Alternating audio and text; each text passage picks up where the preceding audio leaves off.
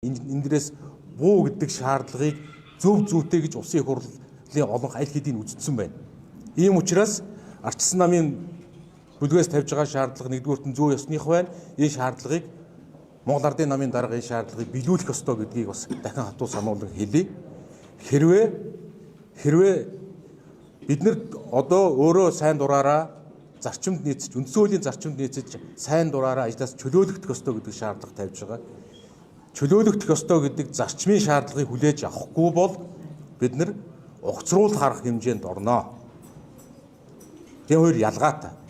Чөлөөлөгдөх, угцрах гэдэг хоёр өөрөө ялгаатай гэдгийг бас та бүхэнд хэлье.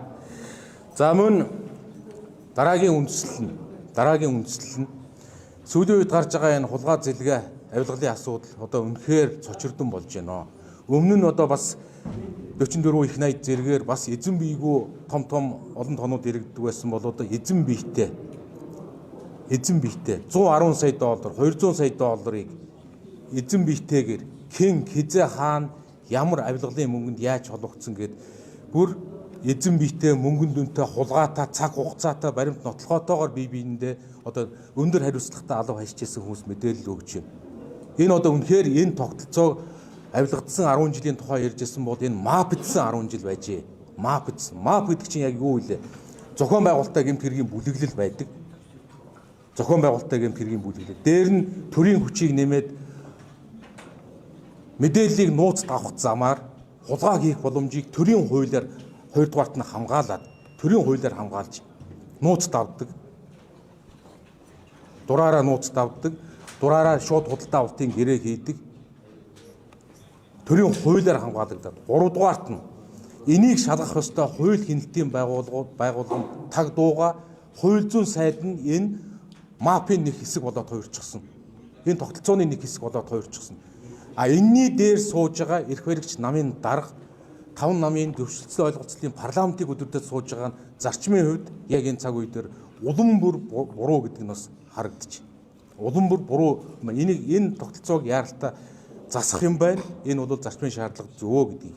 Тэгээд ардчилсан намын бүлгээс бас бид нар өнгөрсөн хугацаанд бас ажил хэргийн ярилцлагууд хийж байна. Улсын их хурлын гишүүн Гамбат гишүүн санаачлаад яг энэ асуудлаар ардчилсан нам болоод одоо магадгүй эвсэл хамтралд ороогүй эрх ашиг нэгтэй биш үндэсний эвсэл байна. Улсын их хурлаар нээлттэй сонсголыг зохион байгуулах ёстой гэж үзэж байна. Бид нар ингээд хэвлэлээр шүүгээд явах энэ бол үр дүнтэй биш. Энэ бол бүтээлч бас биш. Энийг шаардлагатай улсын их хурлын бүрэн эрхэд байгаа улсын их хурлын хяналтын чиглэлийнхаа хүрээнд улсын их хурл нээлттэй сонсгол явуулах ёстой гэдэг ийм санаачлах гараад Гамбат гишүүн бас энэ тухай та бүхэнд бас танилцуулга хийгээд явнаа. За тэгээд нэгдүгээрт нь сонсголыг бид нэр энэ яаралтай хийж баримт нотлохоотойгоор олон нийтэд танилцуулах ёстой юм байна. Нэгдүгээрт нь хоёрдугаарт нь энэ мапын нэг хэсэг болсон хууль зүйн сайд, шударга ёсны сайд маш яаралтай ажлаа өгч шалгуулах ёстой. Яг одоо гарч байгаа энэ гэмт хэргийн шинжтэй биш одоо бүр баг одоо аль төвшөндийн энэ нөхцөл байдлыг шалгах ёстой, мөрдөө шалгах ёстой. Тэр байгууллагыг удирдах байгаа, цагдаа тагнуул энэ бүгдийг удирдах байгаа хууль зүйн сайд, дэд сайд нь энэ хэргийг оролцогч болоод хувирчихсан. Энэ нөхөр нэн даруй ажилласаа чөлөөлөгдөж тэр очих ёстой газарт нь очиж шалгуулах ёстой. Үнэн зөвөө тогтоолох ёстой. Энэ бол одоо бас зүй ёсны шаардлага. Энийг тэр улсын хурлын орой дээр сууж байгаа эрх баригч намын дарга энэ асуудлаа санаачлан хийх ёстой байхаа гэж бодож байна. За тэгээд бид нар олон зүйлүүдийг бид нар ярьж болно. Энэ 110 сая доллар, 200 сая доллар гэдэг чинь хэдий хэмжээний мөнгө юм бэ гэж ард иргэд энийг бас мэдэхгүй байж магадгүй. 110 сая доллар гэдэг чинь 400 тэрбум төгрөг юм байна. Саяхан цагаан сарын өмнө байна уу? Монгол улсын нийт баялагын сангаас ард түмэнд олгож байгаа мөнгө гээд баялагын сангаас 60 мянган төгрөг үлээ. Ноогдол ашиг гэж Монгол улсын баялагын сангаас нэг хүн 60 мянган төгрөг өгч юм лээ. Зөвхөн энэ 400 сая төгрөг чинь 3.5 сая иргэнд хуваавал тэрнээс их мөнгийг нэг иргэнд өгөх ёстой мөнгийг хэдэн хулгайч авилгач мапч тойрч суугаад авчихсан портроор зөөгөөд хувааж авсан тэд дээр хувааж авсан гэдэг ингээд хэрхэн найрлсан тухайгаа яриад сууж байна. Тэгэхээр энэ ямар их хэмжээний мөнгө вэ? Нэг сумын бүхэл бүтэн одоо 3,000 хүнтэй нэг сумын жилийн төсөв 3 тэрбум төгрөг байдаг. Тэгэхээр энэ 400 тэрбум төгрөг гэдэг чинь Монгол улсын 100 сумын нэг жилийн төсөв үений цаана явж байна. Цалин мөнгөтэй тэтгэвэр тэтгэмжтэй харьцуулбал энэ харьцуулахын аргагүй юм том тоо явж байна. Тэгэхээр ардчилсан намын бүлэг зарчмын байр суурь шаардлаган дээр хатуу байгаа. Энэ чигээрээ үргэлжилвэл чөлөөлөх биш огцруулах үндсэл рүү бид нэр орж ажилланаа гэдгийг одоо бас нэмж сануулсан бас хэлье. Энэ хулгайд холбогдож байгаа мафийн тогтолцооны нэг хэсэг одоо мөрдийн шалгах үйл ажиллагаа энэ бүгдийг эрхэлж байгаа хууль зүйн сайд, шударга ёсны сайд ажлын хөгжлийн дээр шалгуулах ёстой. Мөн одоо улсын их хурал дээр асуудлыг татаа авч гинэл шалгалтын үйл ажиллагааг ил тодоор эхлэх ёстой. Энийнд одоо цөөнх сөрөг хүчнээс энэ ажлыг 100% баг бүрдэж ажиллах ёстой гэдэг зарчмын байр суурьдыг бас ардчилсан намын бүлэг ардчилсан намаас илэрхийлж байгаа та бүхэнд бас ингэ мэдэгдэе.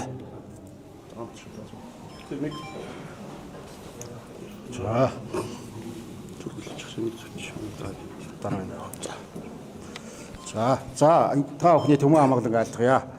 За, миний зүгээс бол ардчилсан намын бүлгийн гишүүдийн зүгээс улсын их хурлын хянан шалгах нээлттэй сонсголыг хийе гэсэн ийм одоо санаас гаргаж байна. За, өнөөдөр өчигдрөө уржигдраас эхлээд бид нэр гарын үсгээ зураад эхэлжээ. Ардчилсан намын их хурлын гишүүд бид нар бол ажиллаа хэвээ хийж байгаа. Хэдийгээр улсын их хурлын чиглэл байнгын хорон дээр суухгүй байгаа боловч энэ бол улсын шалтгаантай гэдгийг бол зогт хэрэг дараагүй ярьчлаа. За одоо сэтгэл хэрдийлгэм тийм одоо тоо баримтыг бол одоо ээж дараалан хариуцлагатай албан тушаал гарч ирсэн нөхдүүд телевизээр зурагтаар орой болгон аимшигын кино шиг юм ярьж штэ.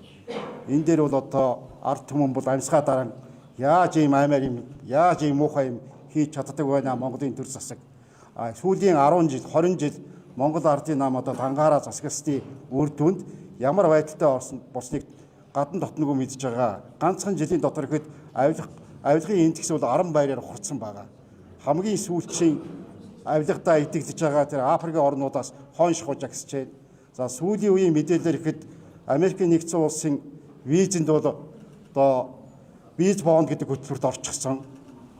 $15,000 байршуулж ээж визэнд ордог болсон байна. Японы элчин сайдын яам визний төлбөрийг нэмсэн байна. Солонгос руу очиход Инчоны онгоцны бодлоос Монгол улсын иргэд хизээгээр визтэй ч гэсэн хөөгдөж тугдаж ирж байна.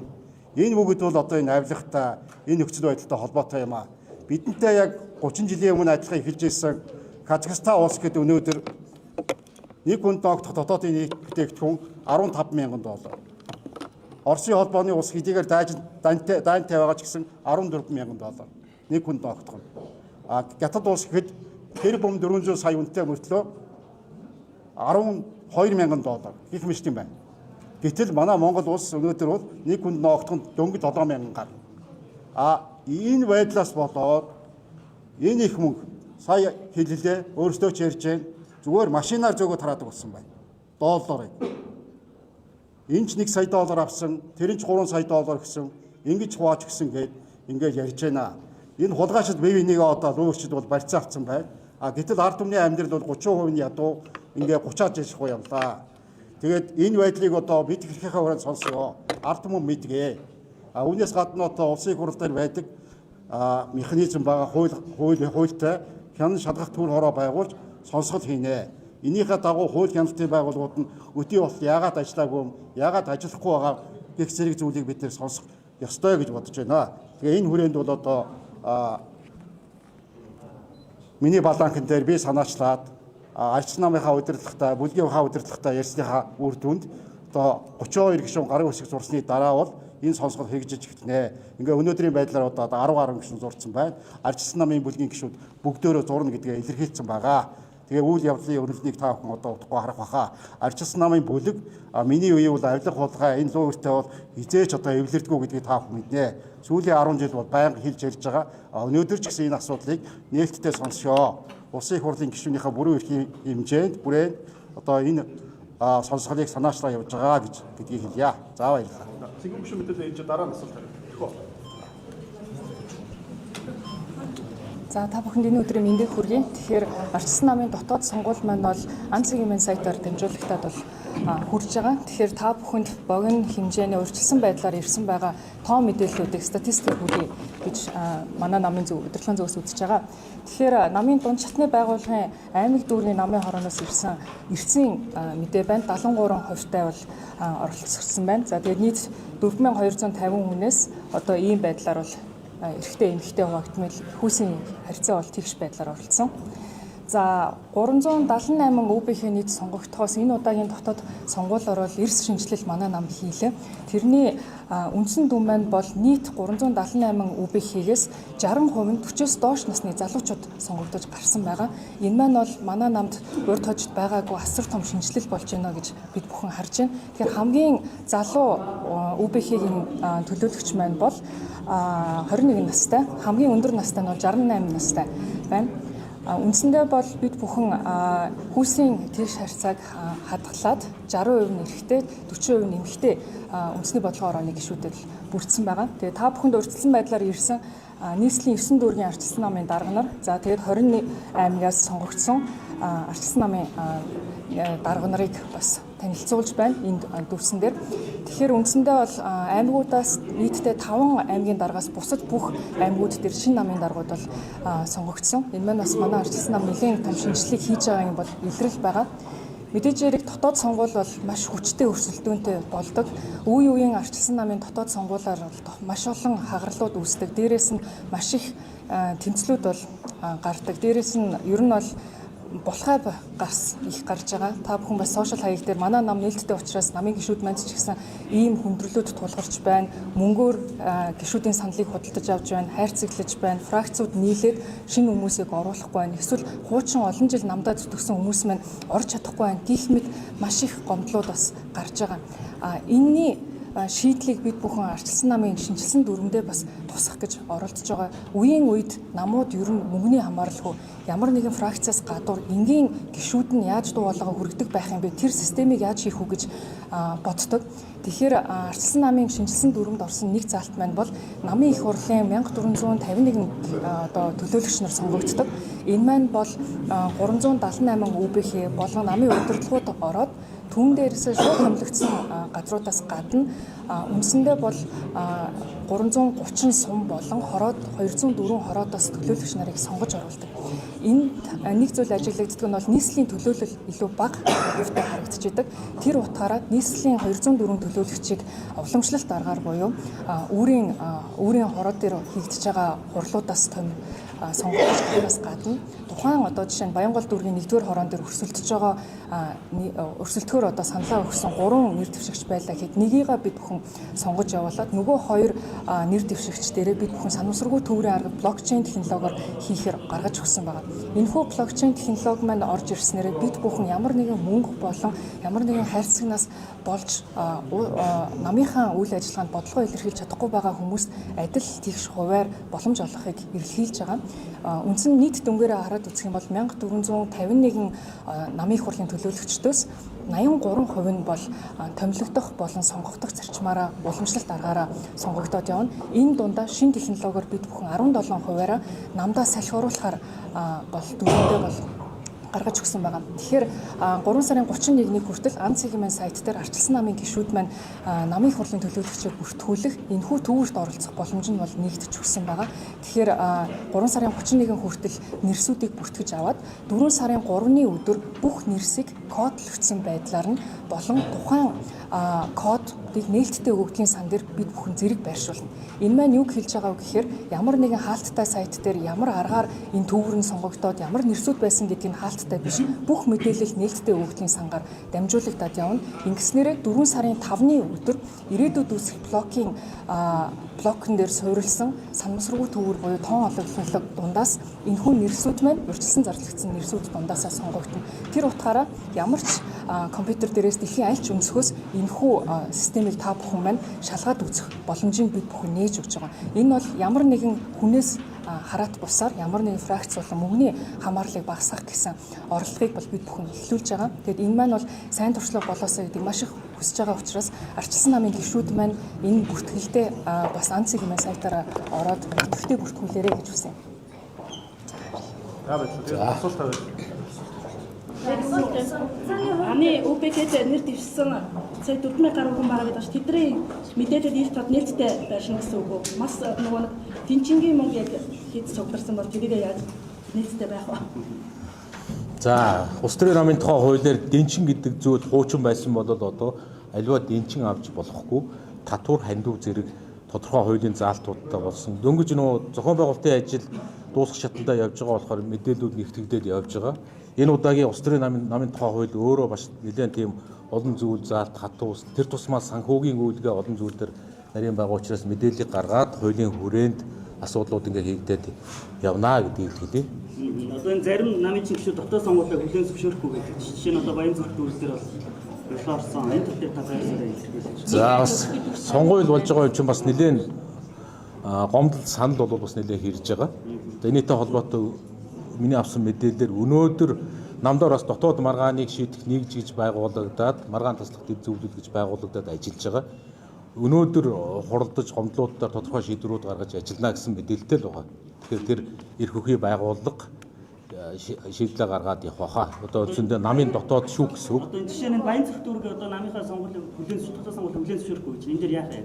Гүн тэр чинь маргаан таслах тэр зөвлөл чинь шийдвэрээ гаргана шүү дээ. Намын гишүүд одоо арчилсан намууд ингээд жонхураа дууслаа гэдэг. Тэгээд ууртай. Та энэ За та ингээд нэг хэвлэлийн мэдээллээр ийм нэг шалдар болдор зүйл ярихаа болёо. Ажил. Энд маргаан таслах зөвлөлний шийднэ гэж. Дараагийн асуулт. Хоёр асуулт эндээс асуулт ямар хугацаа байгаа вэ? Яг хугацаагүй учраас өнөөдөр ингээд ганцаараа яваад байна шүү. Ямар хугацааг нэ? Огцрох гэдэг шаардлага нь хугацаа 14 Түрүүн хэллээ шүү дээ. Бид нар огцрох биш бид нар сайн дураараа чөлөөлөгдөө гэдэг шаардлагыг тавьсан. Одоо 2 дахь 7 хоногтой явж байна. Бид нар хугацаагүйгээр бидний шаардлагыг тавьж байгаа. Хэрвээ энэ шаардлагыг биелүүлэхгүй бол огцруулах гэдэг хуулийн процесс руу бид нар одоо орох тухай бид нар шийдэл гарганаа. Чөлөөлөгдөх, огцруулах гэдэг өөр. За дахиад энэ дээр нэмж хэлэхэд олон нийтэд нэмж хэлэхэд арчилсан нам төрийн ажил саатуулж байгаа ажил хийж байгаа маягийн зүйл бас мерсээр гарч ийн лээ. Энийн дээр тодорхой үндслэлүүд бий. Ирэх барьж байгаа нам 68 дээр нэмэх нь нэвсэлтэйгээ нийлээд 80. Хэд яагаад ажиллаа хийхгүй. Нийт дээр олонхоо бүрдүүлж нэгдүгээрт нь ажиллаа хийх ёстой. Хоёрдугаарт нь Дамжны Цогтбаатар гишүүнийг үг хэлж ин лээ. Тэр их зөв үг хэлж ин лээ. Парламент өөрөө, парламентын гишүүд, парламентын бүлэг өөрөө үл оролцоогоо илэрхийлэх нь өөрөө парламентын ажлын нэг хэсэг юм аа. Бид нэр 42-уулаа нэгдсэн байр суурь гаргаад бид нар энэ хурлын энэ асуудлыг дэмжихгүй учраас ийм байр суурьтай байна. Энэ хуралд оролцохгүй. Энд оролцсон гэдэг нь энэ өөрөө ерөөсөө дэлхийн парламентын ажил явуулдаг нэг арга хэлбэр нь өөрөө юм. Тэгэхээр энэ бол ингэ ажиллаа хийж байгаа. Маргааш арчилсан намын бүлэг хуралдаад цаг үеийн асуудлаар, нефт шатхуун, бензин тосны асуудлаар, хаврын тариалалтын асуудлаар нөхцөл байдлууд ямар байна, олон улсын зах зээлийн нөхцөл байдал ямар байна гэдэг асуудлаар маргааш 10 цагаас арчилсан намын бүлэг хуралдаж уул уурхайн сайдыг арчилсан намын бүлэг дээр ирж мэдээлэл хийгээч гэдэг албан бичгийг явуулж байгаа. Жишээ нь одоо бид нэр маргааш хэвийн үйл ажиллагаагаа явуулаад бүлгийн хурлаа маргааш 10 цагт хийгээд тулгымцсан нөхцөл байдлын асуудлуудыг бас хэлэлцээд явна гэдгийг хэлье. Улсын хурлын дарга одоо намын дарга улсын хурлын дарга байж болохгүй гэдэг хуулийн төслөө өргөн бариад тэгээд чуулганд орж ирээ батлаад тэгээд ингээд машин өгүүлж болох уу гэдэг нэгдүгээр асуулт. Хоёрдугаар асуулт нь хэрвээ улсын хурлын дээд дарга удирдвал танаа арчилсан намын бүлэг хуралдаа оролцох уу? Тэгээ одоо улс орны эдийн засгийн нөхцөл байдал хүнд байна. Хүлээгдэж байгаа хуулиудаа батлах уу? Улсын хурлын дарга орж ирээд одоо хурлаа удирдах энэ тэр тухай олон удаа дахин ярьчлаа. Хамгийн гол нь наад хуулийн төслийг чинь бид намрын чуулганд өргөн барьчихсан.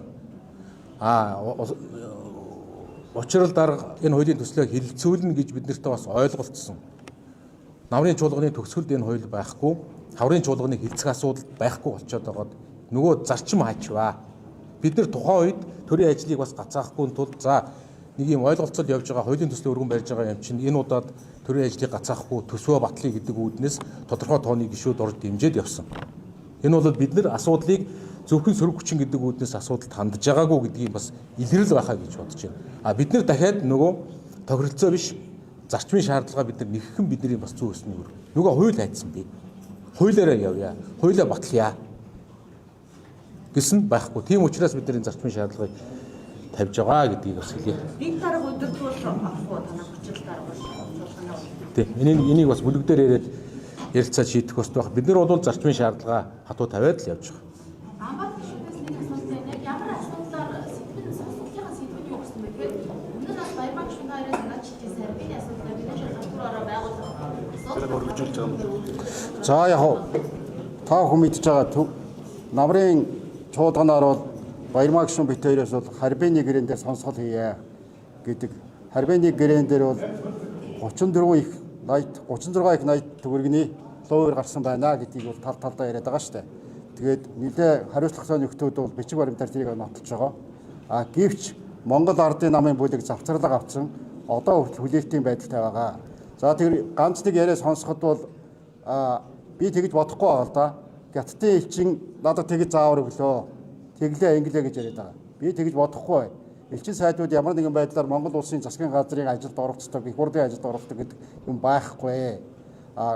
Бидний одоо урд гөрш бай, хойд гөрш бай, аль аль нь одоо бас харилцан ойлголцоод тэр тусмаа Гятад улс бол хил залгаа улс орнуудтайгаа доктортой хөгжөөсэй гэсэн ийм байдалтай байдаг. 2015 онд Си Жинпин дарга ирээд Монгол улсын хөгжлийн төлөө байгаа шүү. Та бүхэн бидний хурдан гатрыг нь суугаарай гэж хэлж ирсэн. Инээс хойш бол 12 жил өнгөрсөн байгаамаа. За нөгөө талаар бол бүх одоо хулгай энэ лоовер бол бүгдөө энэ төмөр зам нүүрс тэгээ энэ төрийн орднор бол чиглэдэг л дээ. Бүх зам орон Бээжин ордог гэдэг шиг.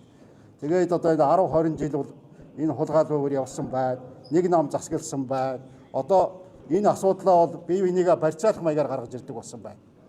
Энийг одоо сонсё гэж байгаа. Тэгээ энийг бол арай